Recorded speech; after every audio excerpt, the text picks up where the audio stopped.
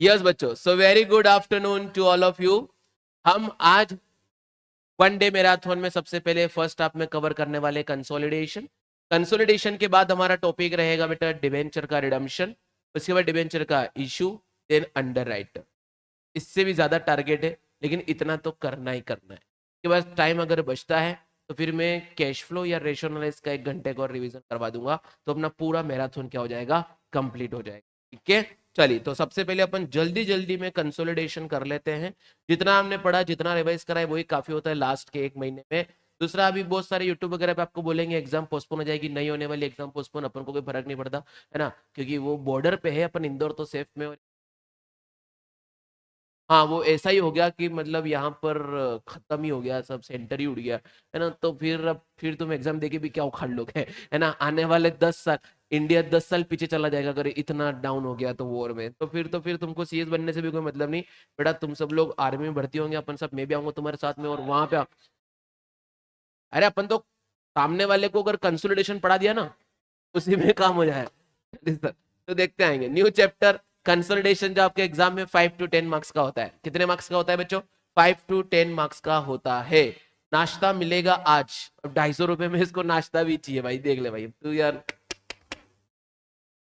चले sir, new chapter. आज तो तुम लोग तो तू बोल दे भाई कभी कि सर आ जाओ, मैं करवा रहा हूँ आदमी। चले सर, नहीं नहीं नहीं, चलें सर, न्यू चैप्टर। तो कंसोलिडेशन बेटा हर बार 5 नंबर का आता है, लेकिन कभी कभी एग्जाम में 10 नंबर का भी क्वेश्चन देखने को मिला है। और इस बार मुझे पूरी उम्मीद है कि आ गए देवता बोल रहे हैं कि इस बार 10 नंबर का क्वेश्चन है कंसोलिडेशन, मुझे पूरी उम्मीद लग रही है। और 10 नंबर का हो भी सकता है कि फर्स्ट क्वेश्चन में, है ना, कुछ भी हो सकता है बेटा। तो अच्छा क्वेश्चन आएगा, केस स्टडी बेस्ड क्वेश्चन आएगा। एक भी कह रहा हूं, केस स्टडी बेस्ड क्वेश्चन इनसे बन सकता है कि ऐसा ऐसा एक्वायर किया, ये एडजस्टमेंट है, बताओ प्री इक्विजिशन प्रॉफिट कितना, बताओ माइनॉरिटी इंटरेस्ट कितना, बताओ गुडविल कितना, बताओ कैपिटल रिजर्व कितना, कंसोलिडेटेड रिजर्व सरप्लस कितना, रिवैल्यूएट फिगर ऑफ असेट्स कितना। ये सारी बातें यहाँ पर आ सकती है, यही हमको देखना होगा। तो इसको अच्छे से पढ़ लो, कॉन्सेप्ट रिवाइज कर लो। बाकी क्वेश्चन तो मैंने आपको सबको करवा रखे हैं, सारे क्वेश्चन सोल्व किए हैं इस पीडीएफ में। वो पीडीएफ का लिंक मैंने ग्रुप में भेज दिया है, तो मेरे channel Telegram account 11-12 CA concepts नाम से है, आप सीए रौनक कोठारी सर्च करोगे तो भी मिल जाएगा। और वहां पर वो पब्लिक ग्रुप है, सबके लिए है, तो वहां पर ये पूरा लिखा हुआ डाल दिया है, तो क्वेश्चन भी सॉल्यूशन वहां पर आपको मिल जाएंगे। लेकिन हम लोग यहाँ पर आज मिले बेटा कॉन्सेप्ट्स को रिवाइज करने के लिए, तो चलो हम लोग कर लेते हैं। कंसोलिडेशन क्यों बनाया जाता है कि बेटा जब section 129 of the companies act 2013 ने फाइनेंशियल स्टेटमेंट की डेफिनेशन दी है, तो उसने बोला है कि financial statement includes consolidated financial also, है ना। तो सर कंसोलिडेटेड क्या होते हैं कि जब अगर किसी कंपनी ने किसी छोटी कंपनी में इन्वेस्ट करके रखा है, मोर देन 50% का स्टेक लेके रखा है बेटा, है ना, तो उस केस में सामने वाली कंपनी वो उसकी सब्सिडरी कंपनी बन जाती है। तो जो होल्डिंग कंपनी के इन्वेस्टर्स होते हैं, होल्डिंग कंपनी के जो इन्वेस्टर्स होते हैं ना, उन इन्वेस्टर को ये जानना होता है कि हमारा मेजोरिटी पैसा अगर उस कंपनी में है, तो उस कंपनी की पोजीशन भी हमको जाननी है। वो क्या करते हैं, हमारे खुद के स्टैंड अलोन फाइनेंशियल स्टेटमेंट जानने के साथ साथ वो एज ए ग्रुप अपना रिजल्ट देखना चाहते हैं। तो होल्डिंग कंपनी का ग्रुप, सब्सिडरी कंपनी, उनकी मिक्स करके अपन एक बैलेंस शीट बनाते हैं, पी&एल बनाते हैं, कैश फ्लो बनाते हैं, उसको बोलते हैं अपन कंसोलिडेटेड फाइनेंशियल स्टेटमेंट। बोलो क्लियर है जी। कंसोलिडेटेड फाइनेंशियल स्टेटमेंट जैसे ही बनाने का बोल दिया सेक्शन 129 ने, पीछे पीछे 133 आ रहा था, 133 ने बोला कि भैया अकाउंटिंग स्टैंडर्ड को फॉलो करना पड़ेगा। तो कंसोलिडेटेड बैलेंस शीट या फाइनेंशियल स्टेटमेंट जब भी बनेंगे, तो अकाउंटिंग स्टैंडर्ड नंबर 21 यहाँ पर फॉलो होगा। 21, ये सारी बातें हमने यहाँ पर करके रखी थी। तो देखो मैंने क्या क्या बोला यहाँ पर, section 129 includes consolidated financial statement. कोई होल्डिंग कंपनी है, सब्सिडरी कंपनी में अगर वो होल्ड करता है, तो कब एक कंपनी होल्डिंग कंपनी कही जाएगी, तो वो दो तरीके से कही जाएगी। या तो उस कंपनी ने 50% का वोटिंग पावर एक्वायर कर लिया है, या उस कंपनी ने majority of the board of director को कंट्रोल करने का अधिकार पा लिया है। कि अगर सामने वाली कंपनी के majority of board of director का अपॉइंटमेंट और रिमूवल और उनका कंपोजिशन अगर मेरे हाथ में है, तो मैं क्या कहा जाऊंगा, होल्डिंग कंपनी कहा जाऊंगा। ठीक है बच्चों, तो मैंने यहां पर आपको समझाया था कि होल्डिंग कंपनी अगर अपना खुद का फाइनेंशियल स्टेटमेंट बनाती है, तो उसे बोलते हैं मेरे अकेले का। अकेले का बोलेंगे तो क्या बोलते हैं भैया, स्टैंड अलोन। क्या बोलेंगे भैया, स्टैंड अलोन।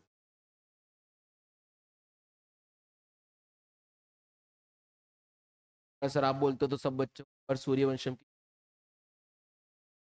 बेटा तू पक्का में हीरा पुत्र ही है। आजकल रील वाला।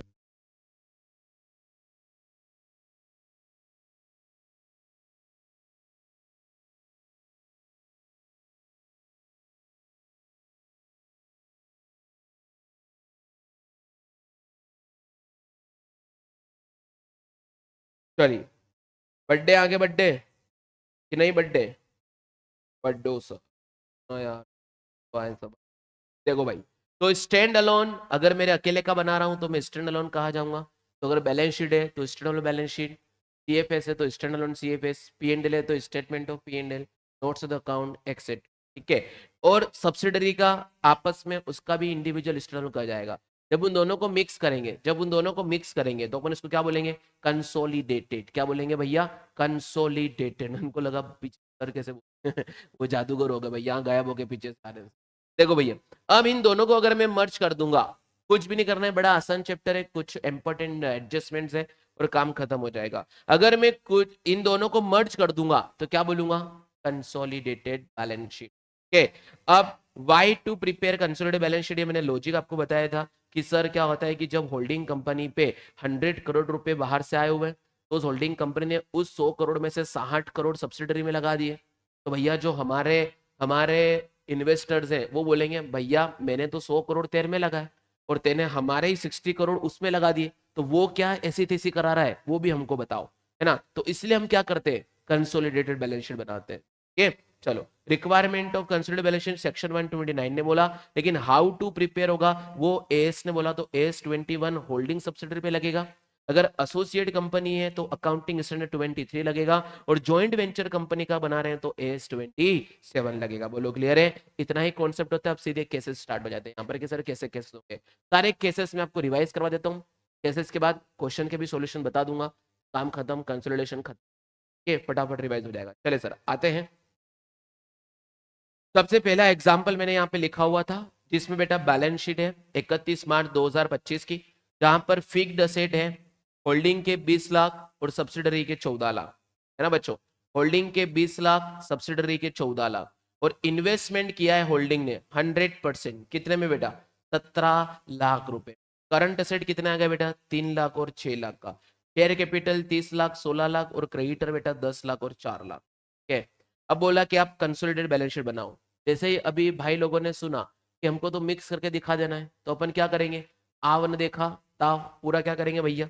दोनों को मर्ज कर देंगे। लेकिन अगर दोनों को मर्ज किया तो देखो, कंसोलिडेटेड बैलेंस शीट में अगर दोनों की शेयर कैपिटल को जोड़ दिया तो ये तो डबल इफेक्ट हो गया, क्योंकि ये जो 16 लाख ऑलरेडी इस 30 लाख में तो जुड़े, क्योंकि इस 30 लाख में से जो पैसा था उसी में से तो ये इन्वेस्ट करके यहां पर आया। तो सब्सिडरी के पास जो भी इक्विटी है वो कहीं ना कहीं होल्डिंग की तो इक्विटी हुआ है ना? तो अगर मैं इसको मर्ज करूंगा बैलेंस शीट को, मैंने पे 46 लिख दिया तो गलत हो जाएगा। इसका मतलब एक कॉन्सेप्ट हो गया कि जब भी कंसोलिडेटेड बैलेंस शीट बनेगा तो इक्विटी सिर्फ और सिर्फ होल्डिंग का आएगा। ये मैंने आपको लिखवा भी दिया था शॉर्टकट, इक्विटी सिर्फ होल्डिंग का लिख दो, रिजर्व एंड सरप्लस सिर्फ होल्डिंग का लिख दो, और पोस्ट एक्विजिशन ऑफ सब्सिडरी लिख दो, सारी लाइबिलिटीज को जोड़ दो, सारी एसेट्स को जोड़ दो, इन्वेस्टमेंट से आप कॉस्ट ऑफ कंट्रोल में से गुडविल या कैपिटल रिजर्व निकाल दो, बाकी सब जोड़ दो। ये आसान था चीजें सारी। तो बेटा इस क्वेश्चन को कैसे करेंगे? तो मैंने यहाँ पे बोला कि भाई फिक्स्ड असेट तो एज इट इज आ जाएंगे, current asset as it is जोड़ के लिख दो, क्रेडिटर एज इट इज जोड़ के लिख दो। लेकिन शेयर कैपिटल सिर्फ किसकी आएगी? होल्डिंग कंपनी की। क्या आएगी बेटा? होल्डिंग कंपनी की। तो बच्चों बाकी कैसे निकलेगा? तो हम निकालेंगे कॉस्ट ऑफ कंट्रोल। देखो भैया, हमारे कॉस्ट ऑफ कंट्रोल का फॉर्मूला होता है कितना दिया वर्सेस कितना लिया।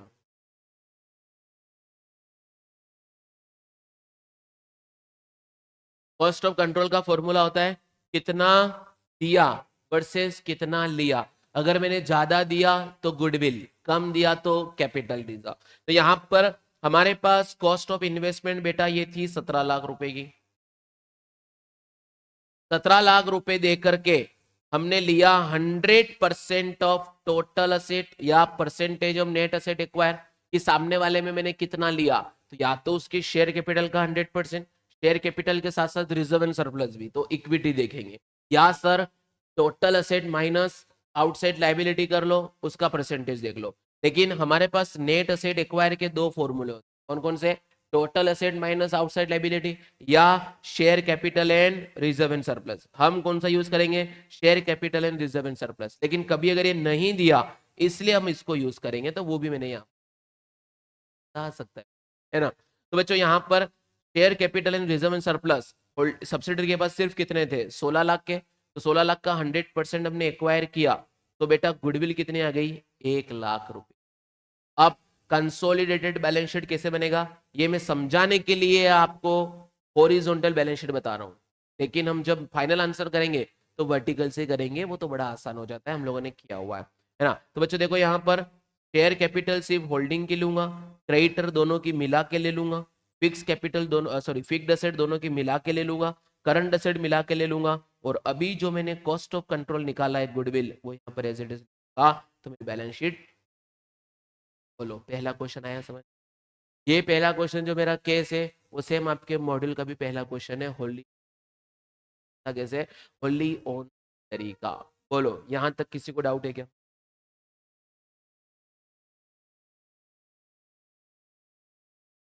नहीं है? सेकंड केस करके बता।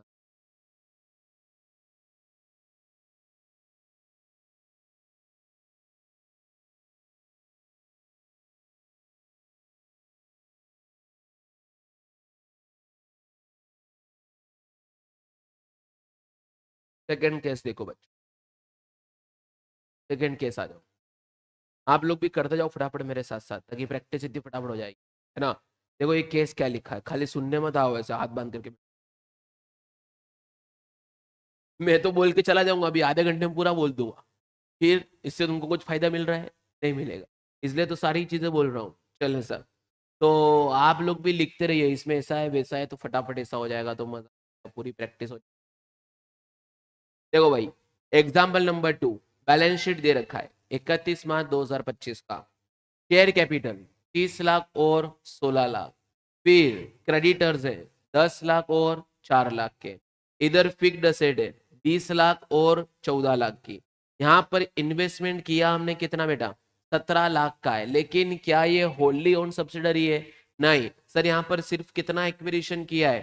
80% किया है। ओके, तो सर अगर मैंने 80% एक्विजिशन किया है, इसका मतलब सब्सिडरी कंपनी में 20% बाकी लोगों ने किया है। तो इस 80 और 20 में मेजर होल्डर कौन है? हम है, होल्डिंग वाले। तो माइनर होल्डर कौन है? 20 वाले। तो उन माइनर होल्डरों का कितना स्टेक इस बैलेंस शीट में है, वो निकालने के लिए उस टर्म को जो बोलता हूं वो क्या बोलते हैं अपन? Minority interest. क्या बोलते हैं बच्चों? Minority interest. माइनॉरिटी इंटरेस्ट भाई बताओ बैलेंस शीट में कहां दिखा जाता है?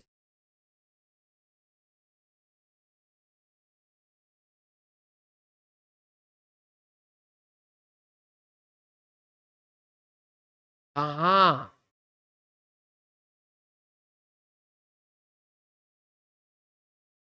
तब लायबिलिटी साइड में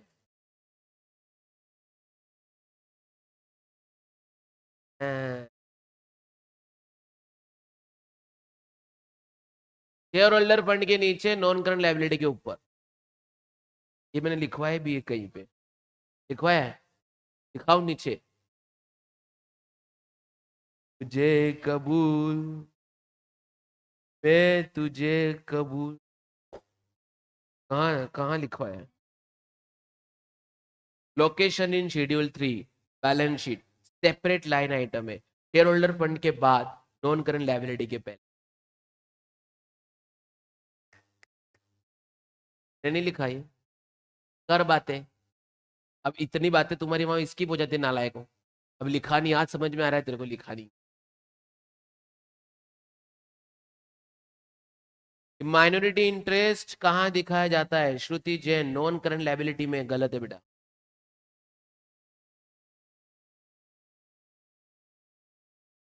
नॉन करंट लायबिलिटी के ऊपर, शेयर होल्डर फंड के बाद, सेपरेट लाइन आइटम में दिखाया जाता है। इतने बच्चों को पास होना है मुझे यूं बाकी सबको पूरा आता है सीए।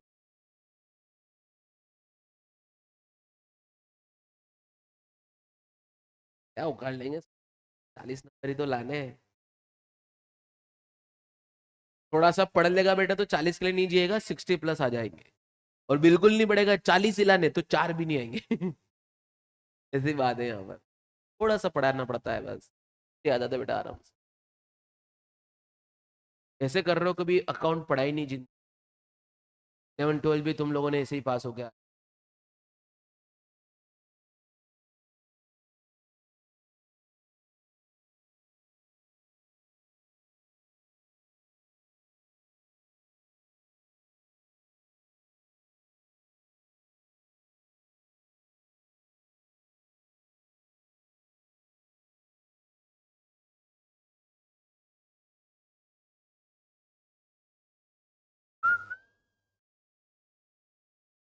चल है, ये तो हो गया।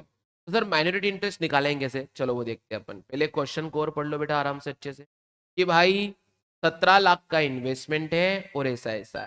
चलो, तो हमें सबसे पहले एक ध्यान रखना होगा कि जब भी कंसोलिडेटेड बैलेंस शीट बनेगी, तो बच्चों बताओ मेरे साथ साथ बोल करके, अपन पहली बार नहीं पढ़ रहे, मैराथन चल रहा है। कितने वर्किंग नोट कंपलसरी बनाने पड़ेंगे, कितने? 4। 4 में सबसे पहला होता है, अगर सर एक्विजिशन ओपनिंग या क्लोजिंग डेट पे नहीं होता है, ड्यूरिंग ईयर होता है, तो मुझे एक वर्किंग नोट बनाना पड़ता है। उसका नाम क्या होता है? Analysis of profit. Analysis of profit में क्या करते हैं बेटा? प्री एक्विजिशन और पोस्ट एक्विजिशन प्रॉफिट्स को देखते हैं। जो प्री एक्विजिशन प्रॉफिट्स हैं उनको एस 5 के अकॉर्डिंग कैपिटल प्रॉफिट्स बोला गया है। और अगर वो कैपिटल प्रॉफिट्स हैं तो वो कॉस्ट ऑफ कंट्रोल प्रॉफिट्स। याद है आप लोगों को, मैंने बढ़ाया था आपको। इन पोस्ट एक्विजिशन प्रॉफिट जो कि होल्डिंग के एक्वायर करने के बाद में है, तो वो कंसोलिडेटेड रिजर्व एंड सरप्लस में चले जाते हैं। याद है बच्चों? अब एक बार एनालिसिस ऑफ प्रॉफिट बन गया, उसके बाद में सेकंड क्या बनाता हूं भैया? Cost of control. Cost of control क्यों बनता है? ताकि मैंने जितना परसेंटेज एक्वायर किया है, उस एक्वायर करने की कॉस्ट मेरे हाथों में कितनी है। जैसे पिछले एग्जाम्पल में मैंने 17 लाख रुपए दिए, इसमें 16 लाख तो आ ही गया मेरे हाथ में, तो मेरे को कॉस्ट कितनी लगी? 1 लाख रुपए। ठीक है, तो कॉस्ट ऑफ कंट्रोल से सर फाइनल आंसर गुडविल या कैपिटल रिजर्व। अगर मुझे नुकसान हो रहा है खरीदने में, मैंने ज्यादा पे किया है, तो हो सकता है सामने वाले की गुडविल हो, तो मैंने गुडविल नाम से बैलेंस शीट में रिकॉर्ड करूंगा, it is the example of purchase. ठीक है, और अगर मैंने कम पैसा दिया तो मेरे को फायदा हो गया, और फायदा कैपिटल नेचर का है, तो कहां जाएगा? कैपिटल रिजर्व में जाएगा। तो वर्किंग नोट हो गए कौन कौन से? Analysis of profit, cost of control. ये दोनों निकलने के बाद मैं तीसरा बनाऊंगा बेटा माइनॉरिटी। माइनॉरिटी इंटरेस्ट का कब बनेगा? जब परसेंटेज ऑफ होल्डिंग पूरी 100% ना, 50% से ज्यादा और 100% से कम हो, तो हम माइनॉरिटी इंटरेस्ट का वर्किंग नोट को भी समझाओ। एंड लास्ट बनता है चौथा, कंसोलिडेटेड रिजर्व एंड, कि होल्डिंग कंपनी अपने बैलेंस शीट में, जो कंसोलिडेटेड बैलेंस शीट बनेगा, उसमें रिजर्व एंड सरप्लस कितने, कौन कौन से होते हैं? होल्डिंग के सारे, plus post acquisition profit of subsidy, क्योंकि वो भी अब उसके बाद होल्डिंग, तो होल्डिंग का 4 तो ये हो गए। उसके बाद पांचवा छठवा, ये डिपेंड करेगा क्वेश्चन में दिए गए एडजस्ट। सबसे पहला होता है बेटा वो अप स्ट्रीम डाउन स्ट्रीम, है ना, कि अगर भैया होल्डिंग कंपनी ने सब्सिडरी को माल बेचा, तो ये डाउन स्ट्रीम है कि up stream? Down stream. Down stream है, तो जो अगर सब्सिडरी कंपनी के क्लोजिंग स्टॉक में जो भी अनरियलाइज गेन होगा, वो गेन किसका होगा? होल्डिंग का, तो होल्डिंग अपने रिजर्व में से। लेकिन अगर सर अप स्ट्रीम हो रहा है, सब्सिडरी ने होल्डिंग को माल बेचा, और अगर कुछ क्लोजिंग स्टॉक होल्डिंग के पास पड़ा हुआ है, तो उस पे प्रॉफिट किसने कमाया था? सब्सिडरी ने। तो सब्सिडरी के ऑलवेज पोस्ट एक्विजिशन प्रॉफिट्स क्या हो जाएंगे? माइनस हो जाएंगे अनरियलाइज्ड। हो गया पहला स्टॉक वाला। दूसरा बेटा होगा अपने पास किसका? Revaluation of assets and liabilities. तो असेट्स जनरली होता है रिवैल्यूएशन, वो एडजस्टमेंट हो जाएगा। उसका क्या है, पहले ट्रिक बताओ, शॉर्टकट क्या होता है सर? कि जितना रिवैल्यूएशन हुआ है eight the time of acquisition, वो रिवैल्यूएशन क्या करेंगे हम? प्री में से प्लस करेंगे कि माइनस करेंगे? ऐड करेंगे, क्योंकि प्रॉफिट बढ़ गया। और उस एडिशनल कंपोनेंट का डेप्रिसिएशन पोस्ट में से माइनस करेंगे। याद आ रहा था आपको? अभी फिर पढ़ा रहा हूं, अभी तो खाली अपन पूरा एक रिव्यू ले रहे हैं चैप्टर का। ठीक है, फिर बेटा बोनस नहीं, डिविडेंड। डिविडेंड ज्यादा डिफिकल्ट। डिविडेंड क्या था भाई, कि अगर फाइनल डिविडेंड है तो ही दिक्कत है, अगर इंटरिम डिविडेंड तो कोई दिक्कत वाली बात नहीं है। फाइनल डिविडेंड जो कि सब्सिडरी कंपनी, देखो होल्डिंग इश्यू करता है डिविडेंड तो कोई दिक्कत वाली बात नहीं कंसोलिडेशन में।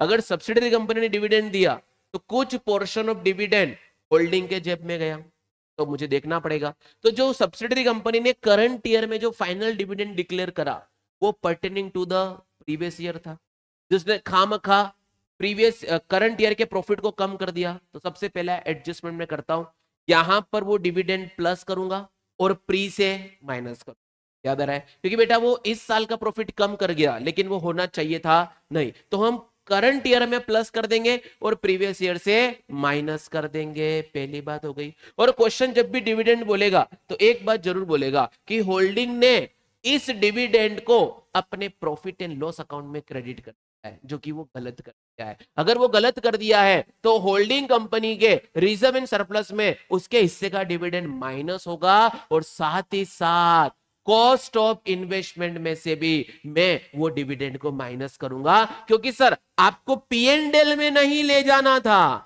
आपको ये कम इंटरेस्ट मान करके, कम डिविडेंड मान करके आपकी कॉस्ट ऑफ इन्वेस्टमेंट को ही कम करना था।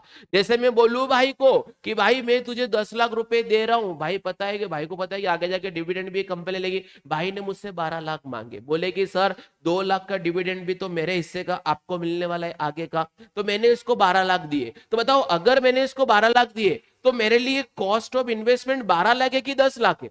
10 लाख है, क्योंकि एज सेटिंग क्या बोलता है कि जो इन्वेस्टमेंट आप पे, जो इन्वेस्टमेंट पे डिविडेंड आपके हाथ में मिलेगा, अगर आपने उसको पहले से दे दिया है तो आप इन्वेस्टमेंट की कॉस्ट को आज ही करो, पीएनएल में मत डालो। तो भैया कंपनी होल्डिंग क्या करती है वो गलती, कि वो इस डिविडेंड को पीएनएल में डाल देती, पीएनएल में जाना नहीं चाहिए। तो कंसोलिडेटेड रिजर्व सरप्लस को भी कम करूंगा और इधर कॉस्ट ऑफ इन्वेस्ट। फिर होता है टाइम एडजस्टमेंट, वो भी अपन अभी आपको समझा देंगे। उसके बाद कौन सा एडजस्टमेंट होता है? डेटर क्रेडिटर कॉमन डेट वाला, कि दोनों में अगर मेरा डेटर इसका क्रेडिटर दोनों एक ही है, मैं इससे मांग रहा हूं तू मेरे से मांग रहा है, दोनों अपनी बैलेंस शीट में दिखाएंगे, तो दोनों में से जो कम है वो दोनों में से माइनस करें, में से जो कम है वो दोनों में से माइनस करें। ठीक है, उसके बाद बेटा एक होता है एबनॉर्मल लॉस का एडजस्ट। एबनॉर्मल लॉस क्या होता है भैया, जो भी लॉस हुआ पहले अपन क्या करेंगे, उस लॉस के इंपैक्ट को हटा करके बात करेंगे।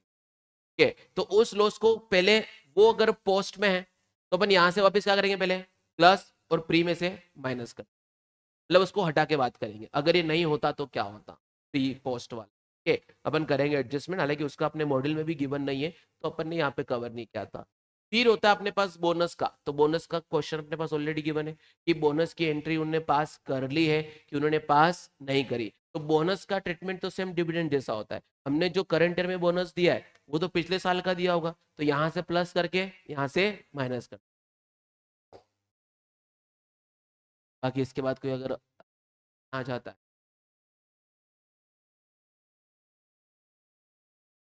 तो नहीं आएगा, तो कंसोलिडेशन का लेवल का क्वेश्चन है, ये आते हैं निकालो ये निकालो वो। चले सर, ये सारे अपन ने एक रिव्यू कर लिया, फटाफट इसको मैं रिवाइज करवा देता हूँ और फिर आगे बढ़ जाए। ठीक है, तो हो ही गया है तो पूरा रिवीजन ही हो गया, क्या रहा है।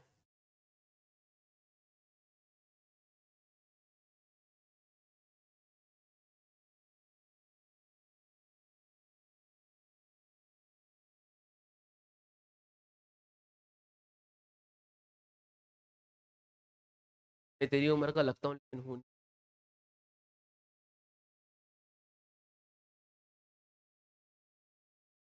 कोविड, कोविड में क्या हुआ था कि मैं चला गया मेरे गाँव, स्टूडेंट्स वहाँ के बहुत सारे थे, भाई ये बना दो चैनल, पूरे को सप्लाई कर दो फ्री ऑफ कॉस्ट। वहाँ पे रिवोल्यूशन का कॉन्सेप्ट और ये कोविड का है, इतना स्मार्ट, अब तो बुढ़ा हो गया हूँ मैं। ओके, चलिए सर आएंगे। तो सेकंड में सबसे पहले कॉस्ट ऑफ कंट्रोल निकालेंगे। मैंने कितने का इन्वेस्टमेंट किया बेटा, 17 लाख का। एक्वायर कितना किया भाई, 80% ऑफ 16 लाख, तो 80% ही किया है। कितना माइनस होगा? 12,80,000। तो गुडविल कितना आएगा? 4,20,000। अब बेटा आ जाओ इसका। अब आपने क्या करा था पहले कि सर हमने तो 80% किया, तो सबका 80% यहाँ पे ला करके जोड़ दो। ऐसा करोगे तो गलत हो जाएगा, क्योंकि AS21 बोलता है कि जब भी आप कंसोलिडेशन करोगे तो आप 100% कंसोलिडेशन करोगे। कैसा करेंगे? 100% कंसोलिडेशन करोगे। तो बेटा 100% में 80% तो मेरा है, तो 20 किसका है? माइनॉरिटी का। इसलिए एक वर्किंग नोट डेवलप हो गया माइनॉरिटी। इसका हो गया बेटा माइनॉरिटी इंटरेस्ट का। तो माइनॉरिटी इंटरेस्ट का सर पहले फॉर्मूला बोलो पूरा क्या होता है बेटा?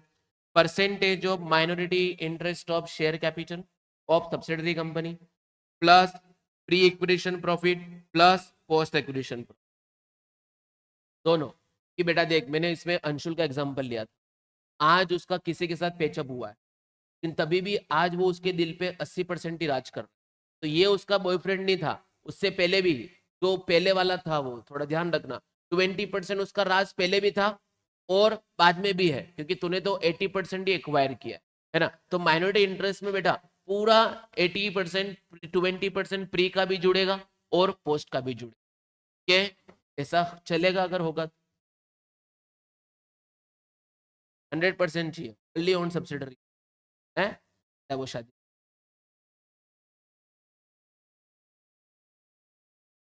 तुम्हारे जमाने में नहीं भी कह सकते। चल इसको चलो। तो यहाँ पे माइनॉरिटी इंटरेस्ट में क्या आएगा सर? 16 लाख का 20%, 3,20,000। उसको मैं लाइबिलिटी साइड लिख दूंगा शेयर होल्डर फंड के बाद, नॉन करंट लाइबिलिटी के पहले। और ये मेरा क्वेश्चन जाएगा सर, यहाँ पर कोई दिक्कत नहीं थी। अब थर्ड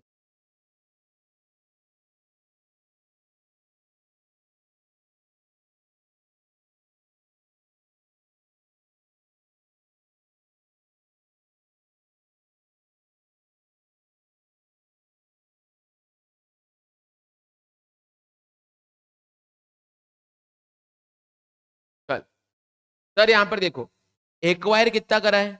80%। कब करा है? 31 मार्च को।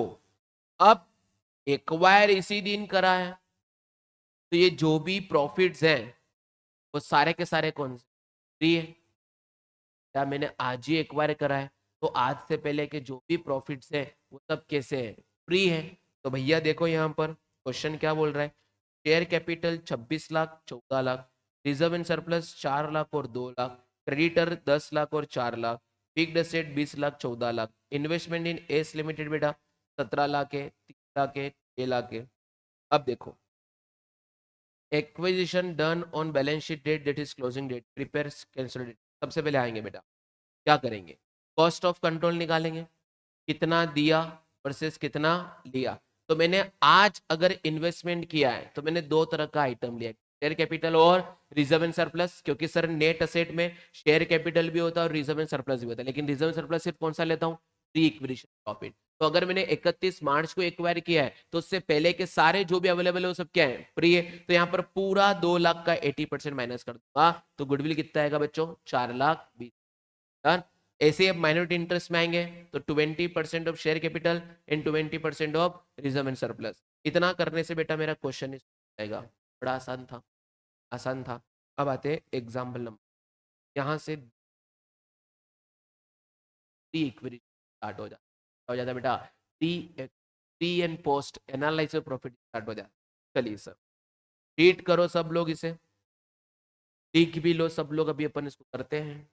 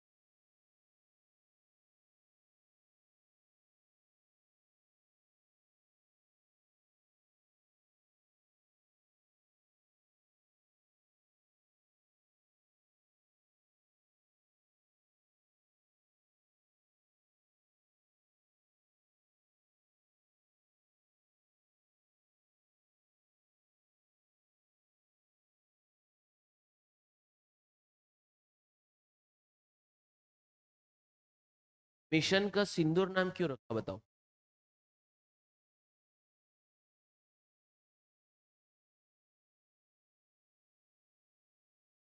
और अभी तक कितने टपके?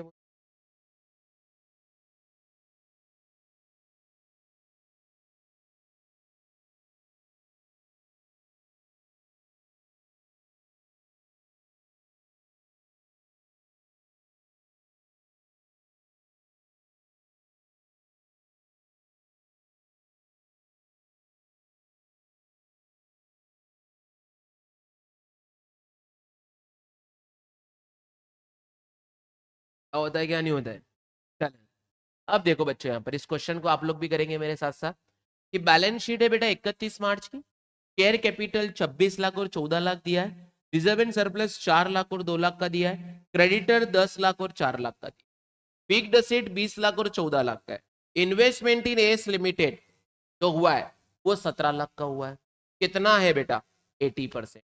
लेकिन करंट असेट 3 लाख और 6 लाख है। अभी तक तो जिंदगी बड़ी।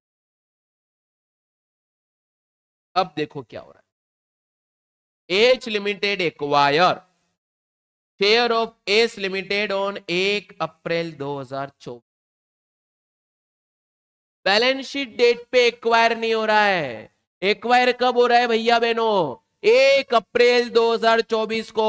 मतलब ये ओपनिंग डेट पे हो रहा है। एक कैम में 50 थे ऐसा बोल रहा है यहां पर।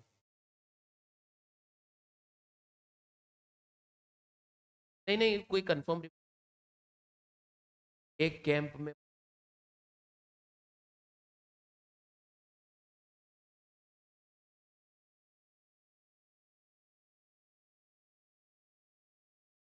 तो चले एक मिनट।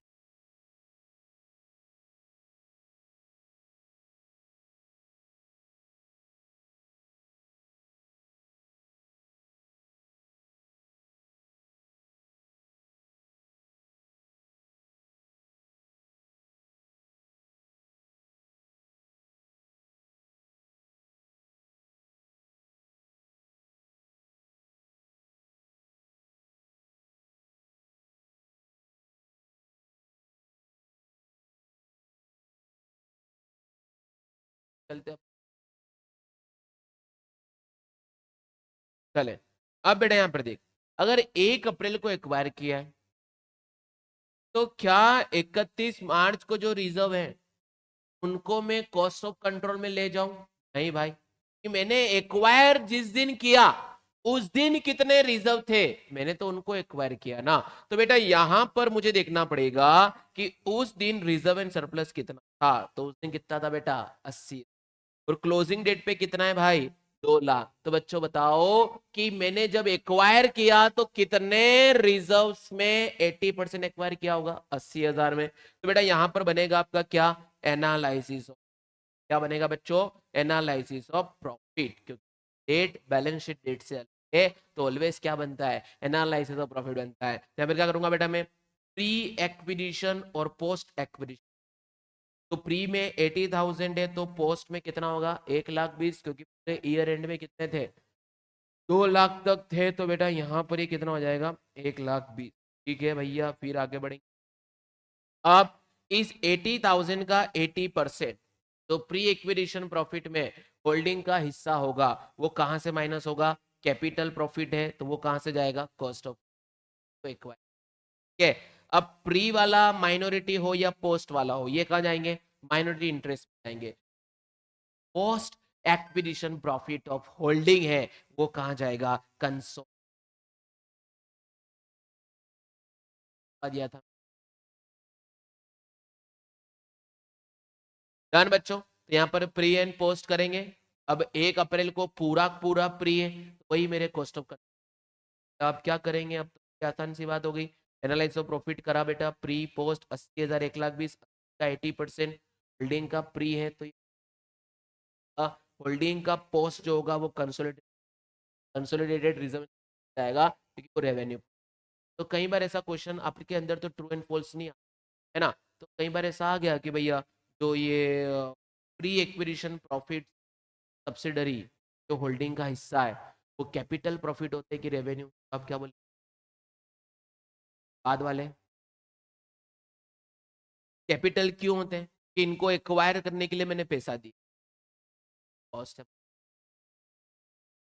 ठीक है कि नहीं? ठीक, चलें। अब देखो बेटा,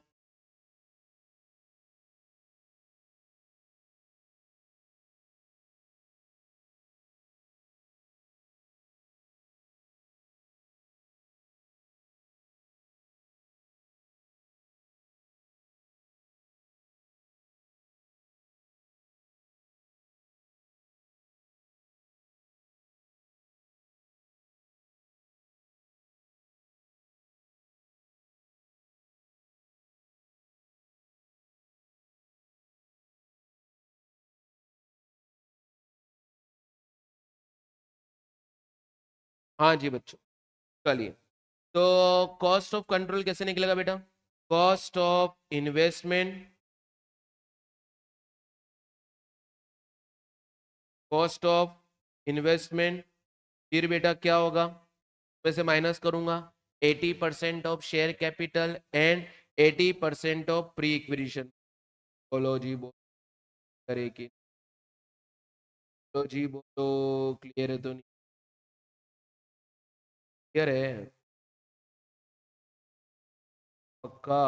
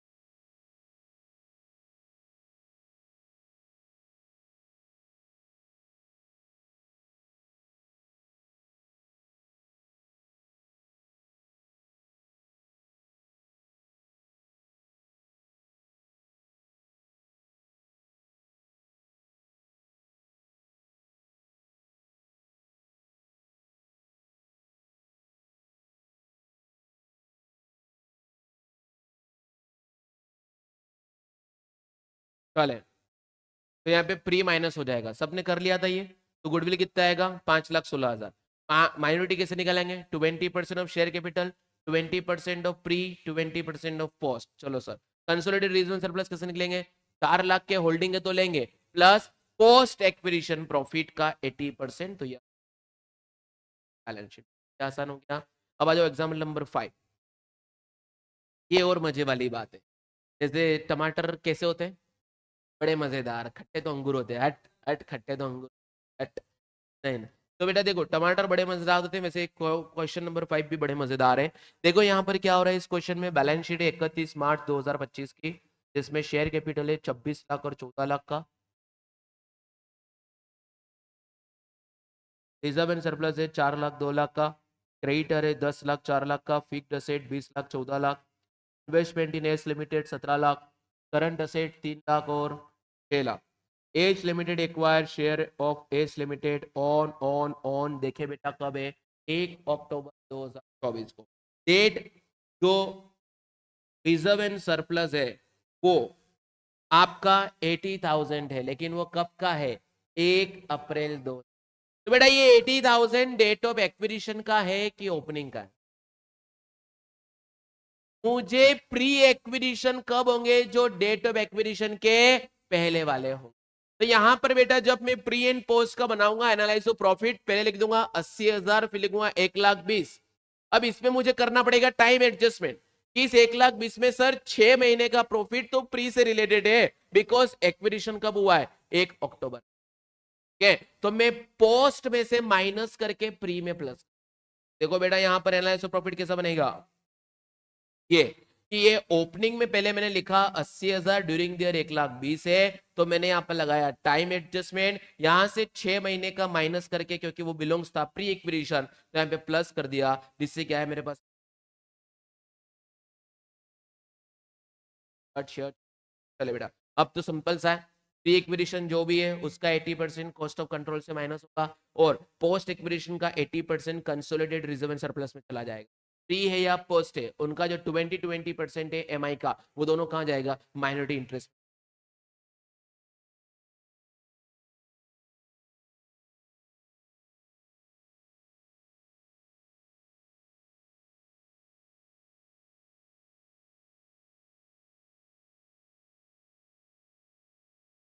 अब एक क्वेश्चन आपने बोला था कि सर गुडविल गुडविल का करा रहे हो, तो एक क्वेश्चन कैपिटल रिजर्व का भी करा लो, तब आप लोग रोते बहुत थे तब, है ना, नए नए थे बहुत रोते थे, है ना। तो देखो बेटा एग्जाम्पल नंबर 6, इसमें आपका कैपिटल रिजर्व आएगा बेटा, जब मैंने दिया है अगर वो उससे ज्यादा ले लिया है क्या आएगा। तो इस क्वेश्चन में देखो बेटा शेयर कैपिटल कितना है 26 लाख और 14 लाख, रिजर्व सरप्लस कितना है भैया 4 लाख, और क्रेडिटर्स कितना है 10 लाख और 4 लाख, इधर फिक्स्ड एसेट कितना है 20 लाख और 14 लाख, इधर इन्वेस्टमेंट कितना है भैया 31 मार्च को 80% 10 लाख का है। फिर करंट एसेट्स कितना है 10 लाख, और एक को होंठ में एक को नाक में काम है।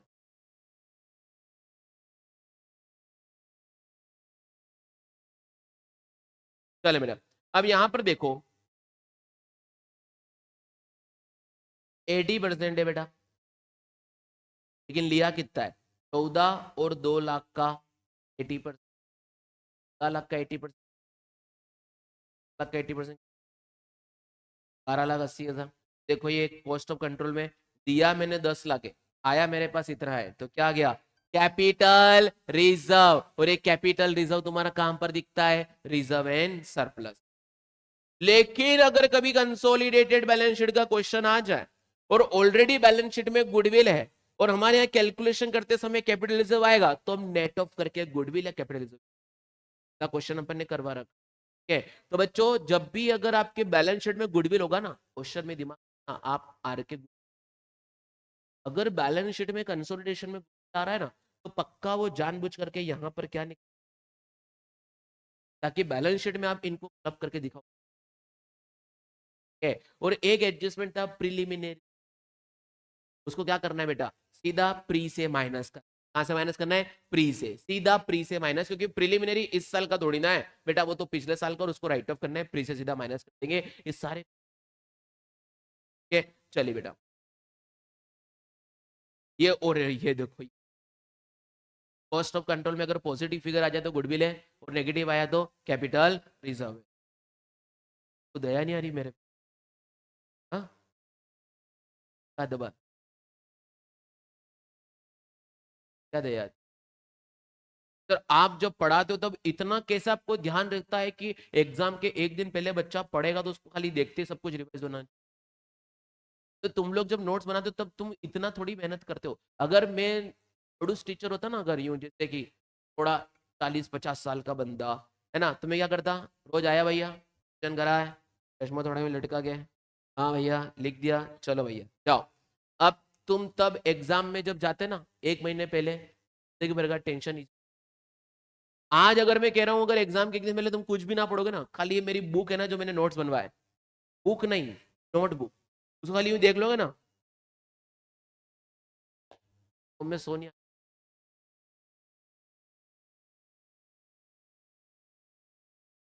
परसेंट, ये शॉर्ट ट्रिक मैंने आपको बताई थी सीएफएस बनाने, consolidated balance sheet, short trick उस दिन याद करवाया था। देखो देखो क्या, सबसे पहले 4 वर्किंग नोट बना दो, कौन कौन से, analyse of profit, cost of control, minor interest, consolidated surplus. अब इसको एक बार फिर से रिवाइज करवाते तो देखो एनालाइज ऑफ प्रॉफिट में क्या होगा सर, प्री एंड पोस्ट में बाइफरकेट करूंगा, अगर बैलेंस शीट डेट से अलग में इक्विरेशन है तो टाइम एडजस्टमेंट भी होगा, अगर रिवैल्यूएशन वाला है तो सर प्री एक्विजिशन से वो प्लस होकर के पोस्ट में क्या होगा माइनस होगा उसका डेप्रिसिएशन, अगर सर डिविडेंड है वाला फाइनल वाला तो क्या होगा सर फाइनल वाला डिविडेंड, फाइनल वाला डिविडेंड पोस्ट में प्लस होगा प्री में माइनस होगा, लेकिन अगर वहां पर अगर होल्डिंग कंपनी ने उसे पीएनएल में क्रेडिट कर दिया हो तो कॉस्ट ऑफ इन्वेस्टमेंट से भी माइनस होगा, और सब्सिडरी सॉरी होल्डिंग के कंसोलिडेटेड इतना सारा हो गया एओपी के। फिर आता है कॉस्ट ऑफ कंट्रोल में, इसका फॉर्मूला होता है cost of investment minus percentage of net asset acquire, बोले तो सर क्या क्या, percentage of share capital of S limited and percentage of pre acquisition profit. फिर बेटा माइनॉरिटी इंटरेस्ट में सब कुछ जोड़ दो, 20% of share capital, 20% of pre, 20% cost. फिर कंसोलिडेटेड रिजर्व एंड सरप्लस में आ जाएगा, इसमें क्या करेंगे बेटा एज के पूरे उठाएंगे डिविडेंड मिल गया था तो माइनस कर देंगे, अगर अनरियलाइज प्रॉफिट या लॉस है स्टॉक वाला तो वो भी माइनस कर देंगे। ठीक है, फिर आएगा बेटा ये 4 वर्किंग नोट बनने के बाद जब मैं बैलेंस शीट पे आ जाऊंगा गुड्डू, तो क्या करूंगा, असेट्स जितनी भी है एक्सक्लूडिंग इन्वेस्टमेंट उन सबको जोड़ के लिख दूं। मैंने किया वैसे कर, असेट्स को एक्सक्लूडिंग इन्वेस्टमेंट कैसे करके लिखेगा,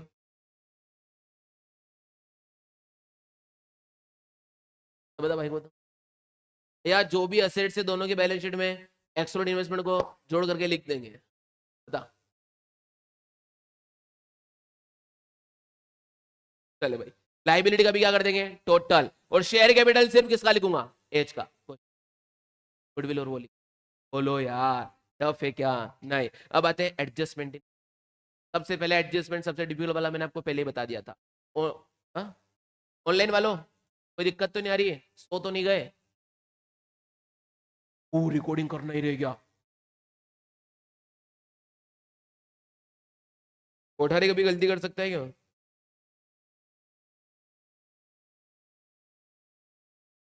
बेटा मैं ऐसी गलती करूंगा बोल दूंगा गिर गया अभी तूफान में, ब्लैकआउट में ब्लैकआउट में दिखा ही नहीं भाई को, मैं क्या करूं, पूरा अंधेरा था तो। ब्लैकआउट में क्या होता है पता है, कल मैंने सुना कि क्यों करते हैं जब भी युद्ध होते थे, मान लो जो वहां पे बड़ा सा भी उजाला होगा वहां,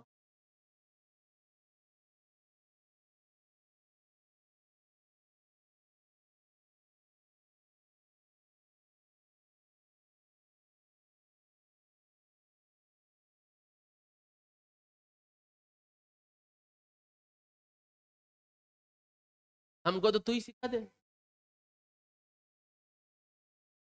हाँ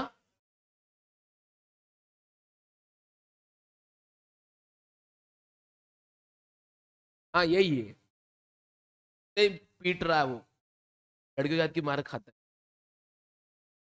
नहीं लेकिन इतना ज्ञान तुझे कहाँ से मिल गया, पूछा तू मेरे आया है, ज्ञान देते, यहाँ क्या कर रहा है तू, जा ना भैया, अपेंडिक्स तो ऐसे भी सर्विस दे सकता है, तो उनको खाना बना के खिला,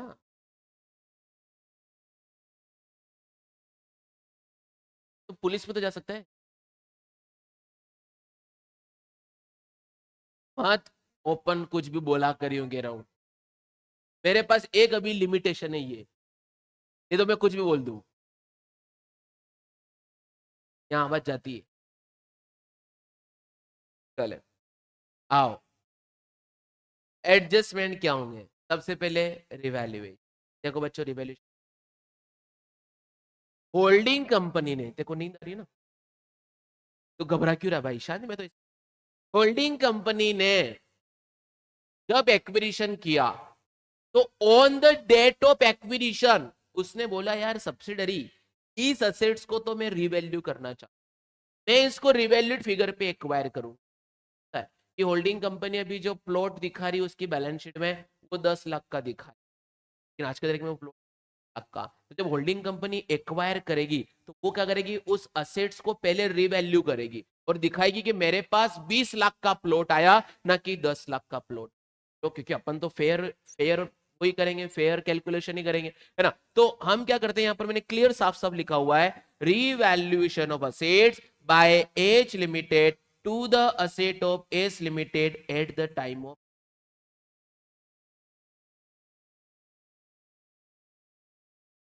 हाँ, तो सब्सिडी अगर करती ना तो उसका इंपैक्ट वो पहले डाल चुकी होती उसकी,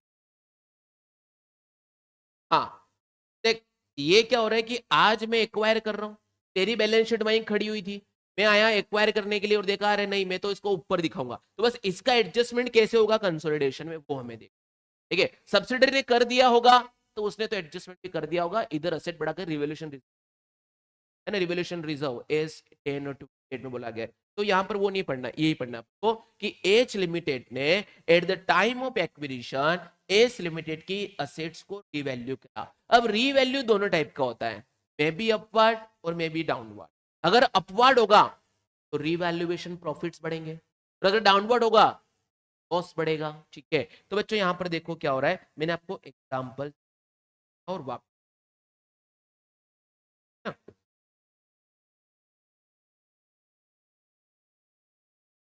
1 अप्रैल 2024 आज बुक वैल्यू ऑफ असेट कितनी, 5 लाख।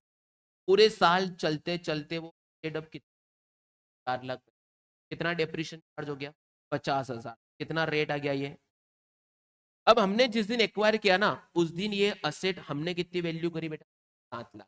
क्या करेंगे, इस 2 लाख के रिवैल्यूएशन प्रॉफिट्स को प्री एक्विजिशन प्रॉफिट्स, और इस 2 लाख के एक्स्ट्रा रिवैल्यूएशन पे अभी तक डेप्रिसिएशन चार्ज हुआ नहीं है, क्योंकि अगर ये सब्सिडरी भी इसको 7 लाख लिख लेती तो डेप्रिसिएशन 7 लाख पे चार्ज होना चाहिए था ना, उन्होंने तो 5 लाख पे करा है। तो इस एक्स्ट्रा 2 लाख का 10% एक्स्ट्रा डेप्रिसिएशन चार्ज होगा, वो पोस्ट से माइनस होगा। तो सर ये 7 लाख के हिसाब से 70,000 होना चाहिए, तो एक्सेस जो 20,000 का डेप्रिसिएशन है वो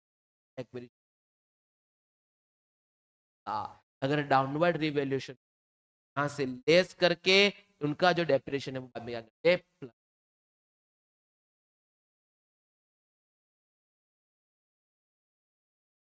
पढ़ो इस बात,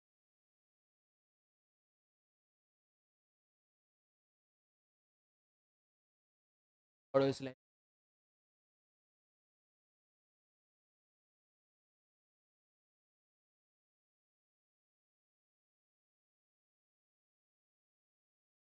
कोई जो बोला,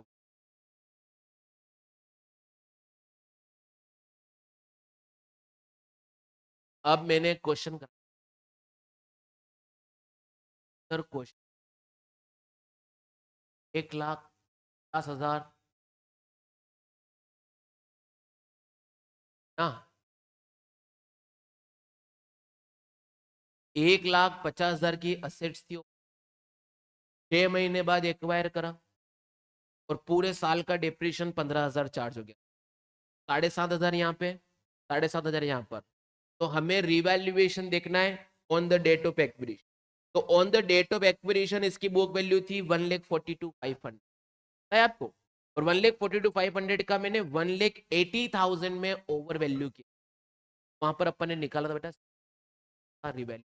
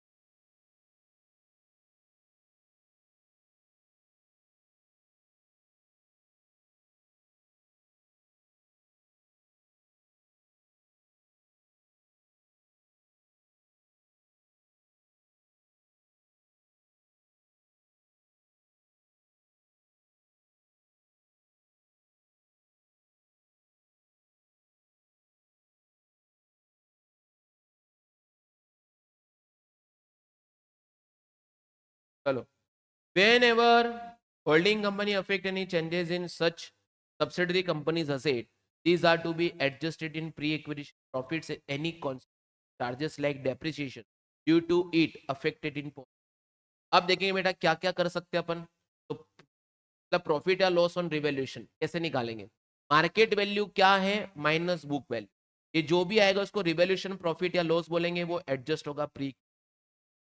फिर बेटा उसका एडिशनल डेप्रिसिएशन वो बेटा मेथड नंबर 1, जो भी रिवैल्यूएटेड प्रॉफिट है या लॉस है उसका रेट इनटू पोस्ट पीरियड, कितने महीने तक एक्विजिशन का डेप्रिसिएशन। ओके, या sir new market value rate into post period minus depreciation start, तो कर लेंगे। चलो सर, और asset value in consolidated balance sheet change हो सकता। अब देखो मैंने यहाँ पे एक क्वेश्चन बोला, नंबर 1 मैंने बोला था कि आपके यहाँ पर ओपनिंग में बुक वैल्यू कितनी बेटा, 5 लाख, क्लोजिंग में कितनी है, 4,50,000। तो इस पूरे साल में डेप्रिसिएशन कितना चार्ज हुआ होगा, 50,000। लेकिन डेट ऑफ एक्विजिशन कब है, 1 अक्टूबर 2000। तो इस 6 महीने का कितना डेप्रिसिएशन चार्ज हुआ होगा, 25,000। तो इस दिन बुक वैल्यू कितनी थी, 4,75,000। तो मैं जो रिवैल्यू करता हूं वो ओपनिंग में करता हूं कि डेट ऑफ एक्विजिशन पे करता हूं, ऑफ एक्विजिशन। तो मुझे डेट ऑफ एक्विजिशन का बुक वैल्यू देखना होगा और उस पे कितना प्रॉफिट या लॉस आ। तो सर 5 लाख की असेट्स की आज की तारीख में बुक वैल्यू हो गई है 4,75,000 और मैंने 7 लाख पे अपवार्ड वैल्यू किए। तो बेटा बताओ रीवैल्यूएशन आएंगे 1,25,000। करे अब इस का अनदर 6 महीने का डेप्रिसिएशन 25,000 है। लेकिन अगर आज ये 7 लाख रुपए पे वैल्यू हो जाती तो 7 लाख के हिसाब से अगले 6 महीने का डेप्रिसिएशन कितना होता बेटा, 35,000। तो बेटा एडिशनल डेप्रिसिएशन कितना आता, 10,000। आ रहा है समझ। फिर एक एग्जांपल ये भी लिया था लॉस वाला। लॉस में बेटा आज कम कर रहा हूं तो 1 लाख का लॉस प्री से माइनस होगा, और अगर 5 लाख का होता तो 50 का डेप्रिसिएशन 4 होना चाहिए, लेकिन 4 लाख का होता तो 40,000। तो 10 लाख का डेप्रिसिएशन जो ज्यादा हो चुका है, अब मुझे वापस उसको, अगर लॉस है तो उल्टा, डिवेल्यूशन लॉस है तो प्री से माइनस और पोस्ट में प्लस करेंगे डेप्रिसिएशन। अगर प्रॉफिट है तो प्रॉफिट यहां से प्लस और उसका डेप्रिसिएशन करेंगे। ठीक है जी, ऑनलाइन वालों जी।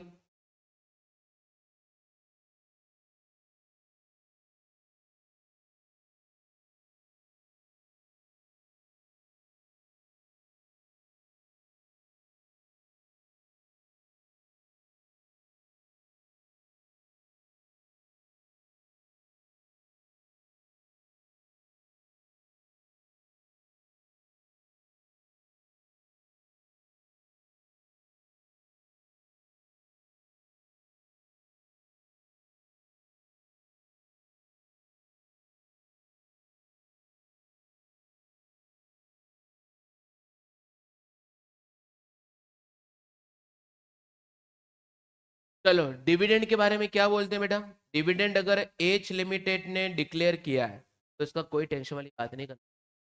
अगर एस लिमिटेड ने डिविडेंड पे करा है तो वो कुछ होल्डिंग को जाएगा और कुछ माइनॉरिटी को जाएगा। बेटा यहाँ पर देखो क्या होगा, ये मेरा फर्स्ट ईयर है, यहाँ से मेरा सेकेंड ईयर। अगर करंट ईयर में डेट ऑफ एक्विजिशन 1 जुलाई को है, कंपनी ने 1 अक्टूबर को सब्सिडरी ने डिविडेंड दिया 10 लाख की शेयर कैपिटल पे 5%। बेटा ये जो डिविडेंड है वो करंट ईयर का है या ये डिविडेंड प्रीवियस ईयर का होगा, कि बेटा प्रीवियस ईयर का जो प्रपोज डिविडेंड होगा वो करंट ईयर में फाइनल हुआ होगा। तो वो जो प्रॉफिट डिक्रीज करना चाहिए था वो करंट ईयर का करना चाहिए था कि प्रीवियस ईयर का। तो सर हम क्या करेंगे, पोस्ट एक्विजिशन में उस डिविडेंड को प्लस करेंगे और प्री में उसे माइनस, कि वो करंट ईयर के प्रॉफिट्स को अफेक्ट नहीं कर सकता, वो मेरे प्री एक्विजिशन के प्रॉफिट्स को के। तो देखो बेटा यहाँ पर एनालिसिस ऑफ प्रॉफिट में क्या होगा कि अगर मान लो पी एंड एल ओपनिंग में अगर मेरे पास 2 लाख का है और पोस्ट में 3 लाख का है और 50,000 का डिविडेंड मिला है, तो हम यहाँ से 50,000 को प्लस करेंगे तो आएगा मेरा ये प्रॉफिट। के बाद करेंगे टाइम एडजस्टमेंट और पूरा डिविडेंड कहाँ से माइनस कर दूंगा मैं, ओपनिंग से माइनस। ठीक है, उसके बाद तो अपन क्या करेंगे 80% 20%। लेकिन देखो ये पूछेगा ही पूछेगा, क्या पढ़वाए कि होल्डिंग ने सच डिविडेंड को पी एंड एल में क्रेडिट कर, इसको बोल देंगे कि रोंग एडजस्ट। कि अगर आपको डिविडेंड मिला है एक्विजिशन के बाद बिलोंग्स टू प्रीवियस ईयर, आपका पैसा नहीं है, आपके हक का पैसा नहीं है, आपके पिताजी का नहीं है वो कि आप पी एंड एल में क्रेडिट करते।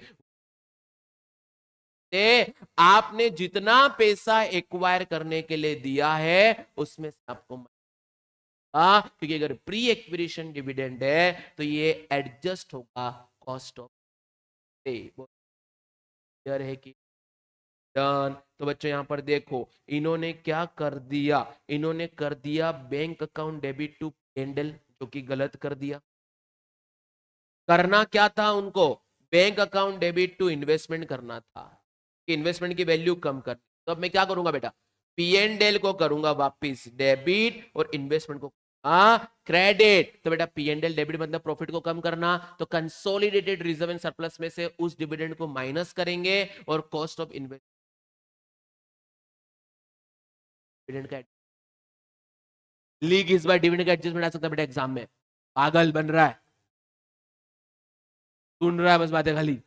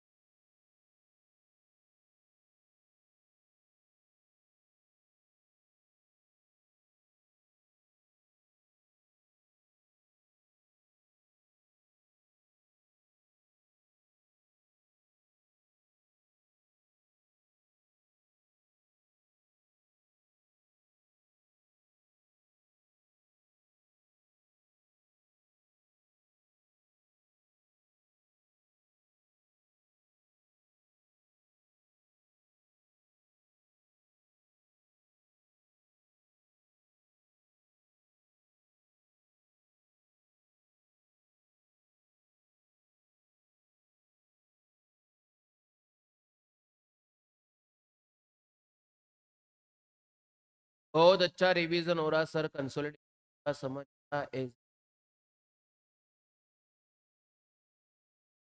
वही तो गया पूरा। हाँ जोशी, मजा आ रहा ना बेटा सबको, ऑनलाइन वाले सबको, तुम्हारा ही फीडबैक मैटर करता है बेटा। डन, एक एक चीज करवा रहा, मैंने कल भी शेयर में एक एक चीज करवाई थी, बोनस में, इसोप में, बाईबैक में, डमशन कोठारी में, कोठारी मीन्स पॉलिटिक। हाँ बस बेटा, चले ये तो पुष्प, चले यार ए भाई, मेरे को यार गर्मी लग रही है, करना कुछ। ये वो निकाल दिया इसने वो, बेटा नाक थोड़ी बंद होगी मेरी, हाथ में लेके क्यों जा यार, बंद क्यों करके रखा है। अरे मैं तो होट हूं ना।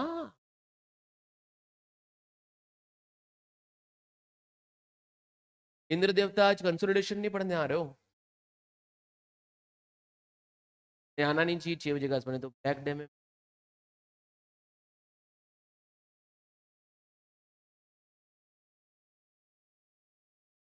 यार तुम्हें ना आज ये देखना कि अभी मैं कभी ऐसे कार से आया, बारिश हो गई तो कार कहाँ बाहर।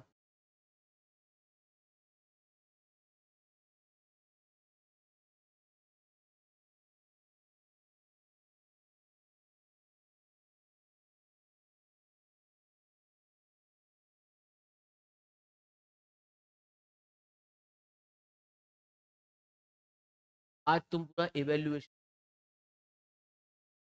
आज कि अगर उधर बिल्डिंग वाला यहाँ लगा सकता है क्या यूं।